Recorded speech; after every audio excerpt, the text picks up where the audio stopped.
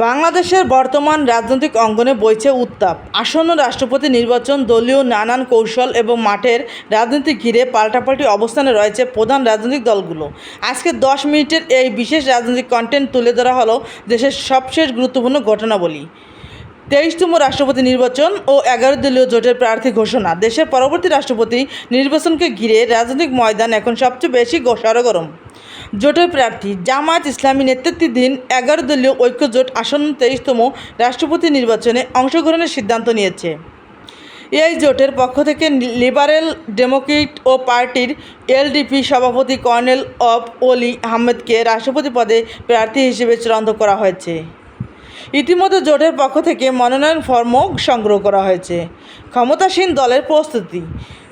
অন্যদিকে ক্ষমতাসীন দল বিএনপি অন্দরে ও সংসদীয় রাজনীতিতে রাষ্ট্রপতি পদে সম্ভাব্য নাম নিয়ে চলছে নানা জল্পনা কল্পনা।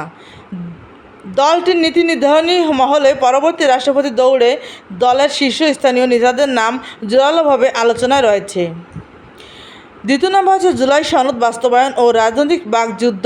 24শে জুলাই গণ অভ্যুত্থানের পর গঠিত রাজনৈতিক বন্দোবস্ত ও বিভিন্ন সংস্কার ইস্যু নিয়ে দলগুলোর মধ্যে কথার লড়াই থামছেই না।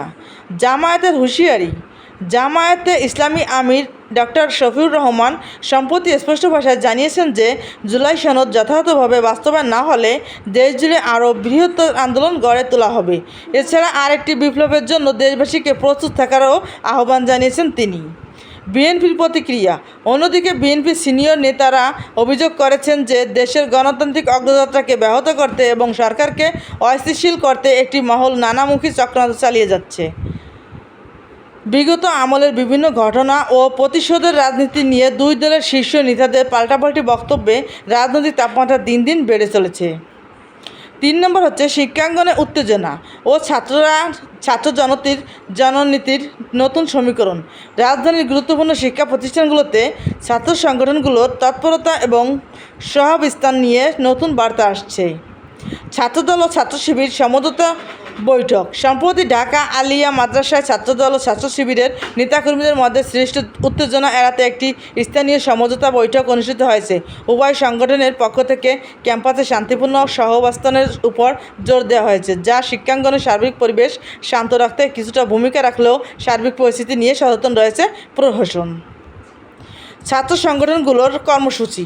অন্যদিকে বিভিন্ন ইস্যুতে বাম ও ডানপন্থী ছাত্র সংগঠনগুলোর মশাল মিছিল ও বিক্ষোভ সমাবেশ অব্যাহত রয়েছে, যা ক্যাম্পাসগুলোর রাজনীতিকে সবসময় টালমটাল রাখছে। 4 নম্বর হচ্ছে কূটনীতি ও আন্তর্জাতিক অঙ্গনের প্রভাব। দেশের অভ্যন্তরীণ রাজনীতির পাশাপাশি বৈদেশিক সম্পর্কের ইস্যুগুলো এখন স্থানীয় রাজনীতিতে বড় প্রভাব ফেলছে।